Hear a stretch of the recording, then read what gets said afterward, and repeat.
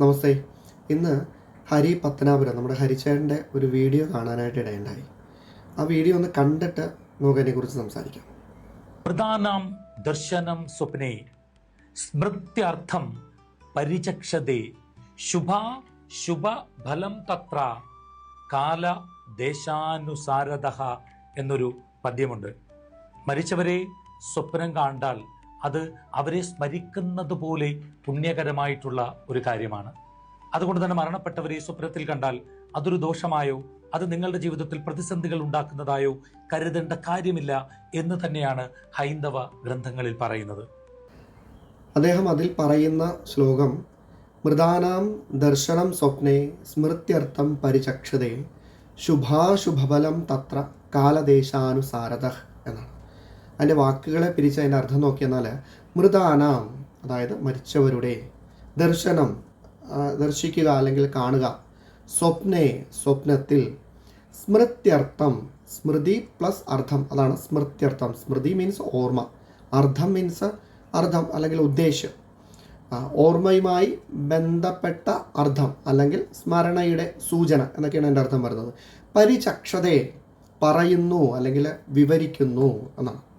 ശുഭാശുഭഫലം, ശുഭ അശുഭഫലം എന്നാണ് കേട്ടോ.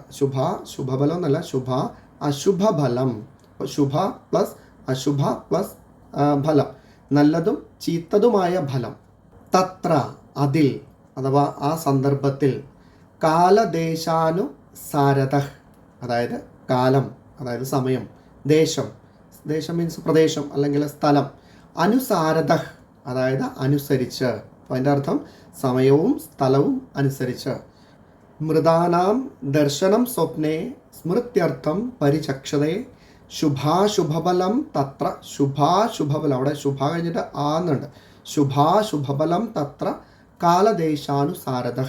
അതിൻ്റെ അർത്ഥം മൃതരുമായിട്ട് ബന്ധപ്പെട്ട അല്ലെങ്കിൽ മരിച്ചവരുമായിട്ട് ബന്ധപ്പെട്ട സ്വപ്നം അല്ലെങ്കിൽ സ്മരണകൾ അല്ലെങ്കിൽ ഇവയെക്കുറിച്ചുള്ള ശുഭമോ അശുഭമോ ആയിട്ടുള്ള ഫലങ്ങൾ സമയം, സ്ഥലം, സാഹചര്യങ്ങൾ എന്നിവ അനുസരിച്ചാണ് നിർണയിക്കപ്പെടേണ്ടത് അല്ലെങ്കിൽ നിർണയിക്കപ്പെടുന്നത്. ഇതാണ് ആ ശ്ലോകത്തിൻ്റെ അർത്ഥം.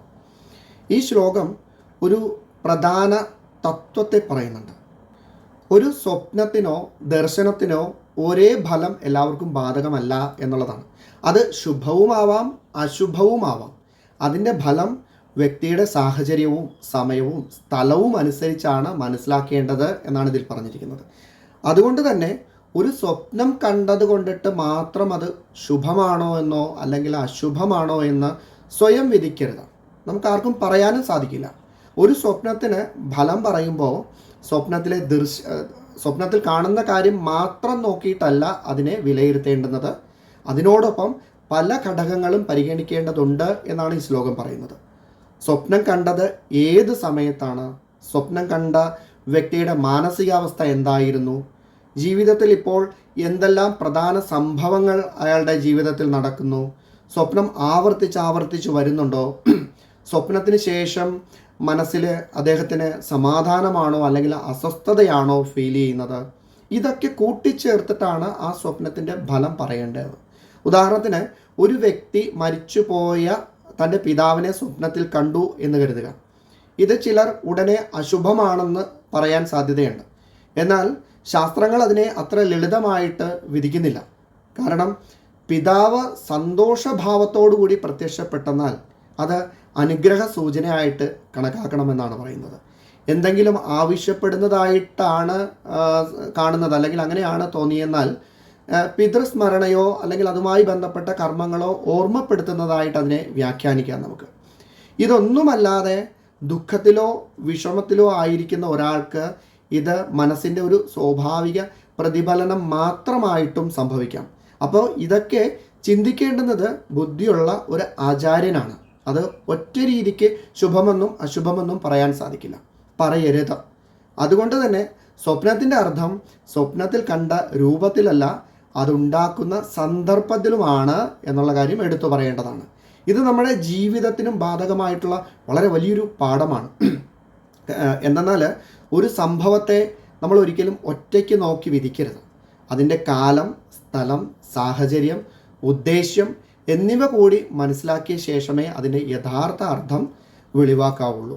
അതുകൊണ്ടിട്ടാണ് ഈ ശ്ലോകത്തിൽ തന്നെ പറയുന്നത് കാലദേശാനുസാരത എന്ന് പ്രത്യേകമായിട്ട് എടുത്തു പറയുന്നത്. അപ്പോൾ ഒരേ സ്വപ്നം ഒരാൾക്ക് ശുഭസൂചനയായിരിക്കാം, അത് മറ്റൊരാൾക്ക് അത് വെറും മനസ്സിൻ്റെ ഒരു ഓർമ്മകളുടെ ഒരു പ്രതിഫലനം മാത്രമായിരിക്കാം. അപ്പോൾ ഒരേ സ്വപ്നം തന്നെ രണ്ട് വ്യക്തികൾക്ക് രണ്ട് രീതിയിൽ വന്നേക്കാം. ആത്മീയമായിട്ടുള്ള കാഴ്ചപ്പാടിൽ നോക്കുമ്പോൾ ഈ ശ്ലോകം നമ്മളെ ഒരു വിവേകം കൂടി പഠിപ്പിക്കുന്നുണ്ട്. അതായത് കാണുന്നതെല്ലാം സത്യമല്ല, അനുഭവിക്കുന്നതെല്ലാം പ്രവചനവുമല്ല, ശരിയായിട്ടുള്ള അർത്ഥം മനസ്സിലാക്കാൻ വിവേകവും സന്ദർഭബോധവും ആവശ്യമാണ് എന്നുള്ളതാണ്. ഈ വീഡിയോയ്ക്ക് ആ പറഞ്ഞതിന് ശേഷം ഇതിൻ്റെ അനന്തരമായിട്ട് അദ്ദേഹം മറ്റൊരു കാര്യം കൂടി പറയുന്നുണ്ട്. അതെനിക്ക് വളരെ ഇഷ്ടപ്പെട്ടൊരു കാര്യമാണ്. അതുകൂടി നമുക്കൊന്ന് കണ്ടു നോക്കാം. Okay, thank you.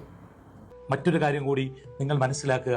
മരണപ്പെട്ടവരെ സ്വപ്നത്തിൽ കാണുന്നതോ സ്വപ്നത്തിൽ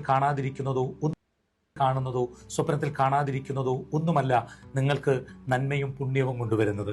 ആ മരണപ്പെട്ട ആളുകൾ, ആ മരണപ്പെട്ട മാതാപിതാക്കൾ അവർ ജീവിച്ചിരിക്കുമ്പോൾ അവരുടെ ജീവിതത്തിൽ എന്തെല്ലാം നന്മ നിറഞ്ഞ ഇടപെടലുകൾ നിങ്ങൾ നടത്തി എന്നുള്ളതാണ്.